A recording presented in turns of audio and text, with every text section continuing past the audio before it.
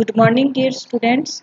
Third year geography के students का एक बार पुनः भारत की जलवायु जो चैप्टर है उसके रेफरेंस में स्वागत है। हम अब तक भारत की जलवायु के संदर्भ में भारत में विभिन्न क्षेत्रों में पाए जाने वाली वार्षिक प्रादेशिक असमानता, तापमान और वर्षा के संदर्भ में हम देख चुके हैं। इसके साथ ही साथ ये जो तापांतर और वार्षिक विभिन्नताएं हैं, भारत में प्रादेशिक जो विभिन्नताएं हैं वो किन कारणों से हैं, उन फैक्टर्स का भी हम अध्ययन अब तक कर चुके हैं। आज हम जो देखने जा रहे हैं वो है भारतीय मानसून तंत्र की क्रियाविधि। भारतीय मानसून तंत्र की क्रियाविधि, या हम कह सकते हैं कि जो भारतीय मानसून है उसका मैकेनिज्म हम देखेंगे कि किस तरीके से जो भारतीय मानसून है, भारतीय मानसून की जो क्रियाविधि है या भारतीय मानसून का जो मैकेनिज्म है, भारत में किस प्रकार मानसून आता है, कौन कौन से फैक्टर हैं जो भारतीय मानसून को प्रभावित करते हैं, उसके संदर्भ में हम चर्चा करेंगे। तो भारतीय मैकेनिज्म मानसून के रेफरेंस में हम देखें तो हम किसी एक फैक्टर को लेके हम भारतीय मानसून की मैकेनिज्म को नहीं देख सकते हैं। यहाँ कई सारे फैक्टर हैं। फॉर एग्जाम्पल स्थल और जल का स्वभाव है, या हम कह सकते हैं कि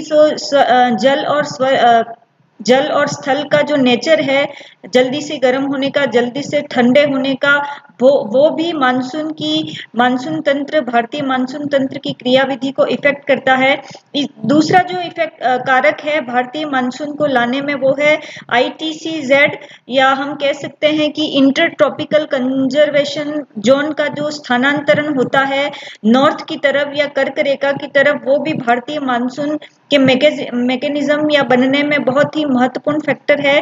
तीसरा जो महत्वपूर्ण कारक है वो है पूर्वी मेडागास्कर के पास उच्च वायुदाब का बनना। तीसरा महत्वपूर्ण घटक है जो भारतीय मैकेनिज्म को बनने में सहायता करता है। चौथा जो कारक है वो है तिब्बत का पठार का अत्यधिक गर्म होना ग्रीष्म काल में।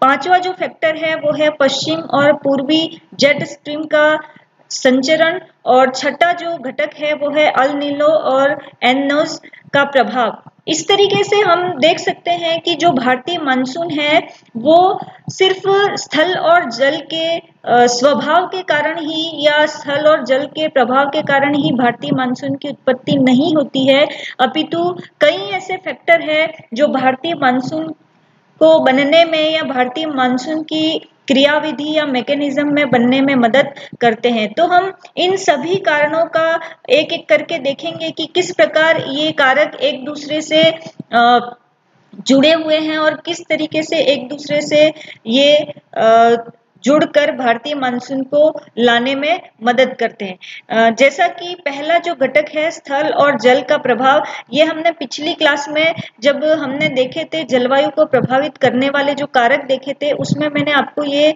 पढ़ाया था कि किस प्रकार आपका स्थल और जल है वो भारतीय मानसून को लाने में प्रभावित करते हैं। एक बार मैं पुनः यहाँ पर थोड़ा सा रिवीजन कर दूंगी।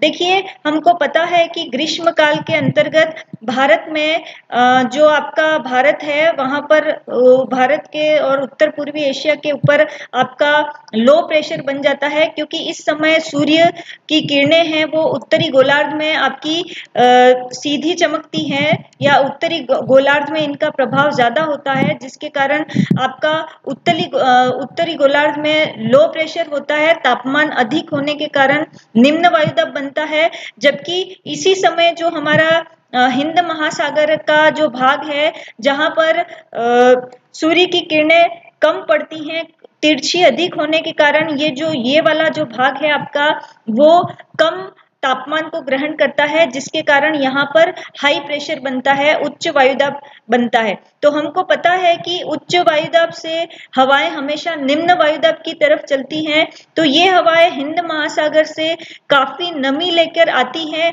और भारत के ऊपर लो प्रेशर इस समय होता है, जिसके कारण ये हवाएं तीव्रता से लो प्रेशर की तरफ अट्रैक्ट होती हैं, और समुद्र से आने के कारण इनमें नमी होती है इन हवाओं में, और जैसे जैसे ही ये भारत में प्रवेश करती हैं और हिमालय या फिर आपका पूर्वी घाट है उनसे टकराने के बाद ये भारत में ये जो हवाएं हैं ये वर्षा करती है। इन हवाओं को मानसूनी वर्षा, मानसूनी हवाएं कहा जाता है। भारत के इस कोने पे आकर ये हवाएं दो भागों में विभाजित हो जाती हैं, दो शाखाओं में विभाजित हो जाती है। एक पूर्वी या अरब बंगाल की खाड़ी की मानसून की शाखा कहलाती है और एक पश्चिम यानी कि आपकी अरब सागर मानसून की शाखा है वो कहलाती है। राजस्थान में जो अधिकतर वर्षा होती है वो आपके दक्षिणी पश्चिमी मानसूनी जो हवाएं हैं जो अरब सागर से आती हैं उनसे होती है। और इसी के विपरीत शीतकाल में क्या होता है कि शीतकाल में हमारे यहाँ पर सूर्य की किरणें तिरछी पड़ती हैं, यानी कि सूर्य उस समय दक्षिणायन में होता है, जिसके कारण आपका जो स्थल भाग है मध्य पूर्वी एशिया और भारत, इन सभी स्थानों पर ताप कम होने के कारण उच्च वायुदाब होता है। और आपका दक्षिणी भाग में जहां पर सूर्य की किरणें ज्यादा सीधी पड़ रही हैं, जिसके कारण आपका हिंद महासागर के क्षेत्र में लो प्रेशर बनता है, तो हवाएं उच्च वायुदाब से निम्न वायुदाब की चलती हैं। देखिए एक थंब रूल है कि जब आपका तापमान अधिक होगा तो प्रेशर निम्न वायुदाब बनेगा, जब आपका तापमान कम होगा तो उच्च वायुदाब बनेगा। दोनों में विपरीत संबंध है और हमेशा हवाओं का बहने का जो रुख होता है वो उच्च वायुदाब से निम्न वायुदाब की होता है। तो शीतकाल में हमारे स्थल भाग पर आपका उच्च वायुदाब बनता है, जिसके कारण हवाएं स्थल से जल की ओर चलने लगती है, यानी कि यही धाराएं जो आपकी ग्रीष्मकाल में समुद्र से स्थल की ओर चल रही थी, यही धाराएं शीतकाल में रिवर्स चलने लगती हैं। मतलब इनकी जो डायरेक्शन होता है वो उल्टा हो जाता है, ये स्थल से जल की ओर चलने लगती है। यानी कि हम जब कहते हैं मानसून का लौटना, मानसून का जो लौटना होता है वो इन्हीं हवाओं के कारण होता है, स्थल से जल की ओर मानसून है वो लौटता है। तो आपका स्थल और जल का जो स्वभाव है वो मानसूनी हवाओं को लाने में सहायक होता है। इसी से इंटररिलेटेड कैसे अब ये हवाएं भारत में प्रवेश करती हैं, इससे जो संबंधित है या इसी फैक्टर से जुड़ा हुआ जो दूसरा कारक है वो है आपका ITCZ, जिसको हम कहते हैं इंटर ट्रॉपिकल कन्वर्जेशन जोन। पहले में हम इसको समझेंगे कि ये क्या चीज है। देखिए हम सभी जानते हैं कि आपका जो ग्लोब है उसको हमने विभिन्न वायुदाब पेटियों में बांट रखा है, न्यून वायुदाब पेटी और उच्च वायुदाब पेटी। आपका विभिन्न जो बेल्ट्स हैं वायुदाब के 30 डिग्री 60 से 65 डिग्री ध्रुवीय, सब जगह पे हमने 7 पेटियों में इसको बांट रखा है। इन्हीं पेटियों के मध्य हमारी ग्रहीय पवनें चलती हैं, जिसमें जो प्रमुख पवनें हैं वो पवनें हैं आपकी एक तो है आपकी व्यापारिक पवनें, दूसरी होती हैं आपकी पछुआ पवनें, तीसरी होती है हमारी ध्रुवीय पवनें। जो व्यापारिक पवनें होती हैं, जो आपका व्यापारिक पवनें हैं वो विशेष करके 0 से 30 डिग्री उत्तर और 0 से 30 डिग्री दक्षिण के मध्य चलती है। इनकी दिशा उत्तरी गोलार्ध में उत्तर से पूर्व की तरफ होती है, उत्तर पूर्वी होती है, और दक्षिणी गोलार्ध में ये दक्षिण से पश्चिम की तरफ होती है। इन हवाओं को ईस्टर्ली विंड्स भी कहा जाता है। ये हवाएं व्यापारिक पवनों के नाम से जाने जाती हैं, जो कि 0 से 30 डिग्री उत्तर और 0 से 30 डिग्री के मध्य चलती हैं। अब क्या होता है कि जो आपका 0 डिग्री जो विषुवत रेखा है ये न्यून वायुदाबीय क्षेत्र है, यहाँ पर न्यून वायुदाब की पेटी होती है।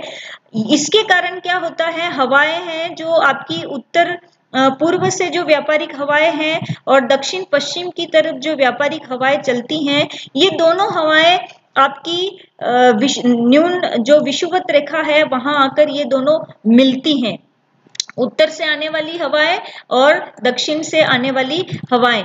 यहाँ जहां पर ये जो हवाएं मिलती हैं इसको कहा जाता है ITCZ जोन। इसको हम इंटर ट्रॉपिकल कन्वर्जेशन जोन भी कहते हैं। यहाँ पर लो प्रेशर होता है, परंतु फिर भी उच्च वायुदाब से निम्न वायुदाब की तरफ हवाएं बहती है और यहाँ पर एक और बेल्ट की उत्पत्ति हो जाती है जिसको कहा जाता है ITCZ जोन। ये जो जोन है वो भारतीय मानसून को अट्रैक्ट करने में बहुत या भारतीय मानसून को अट्रैक्ट करने में बहुत ही महत्वपूर्ण घटक के रूप में कार्य करता है।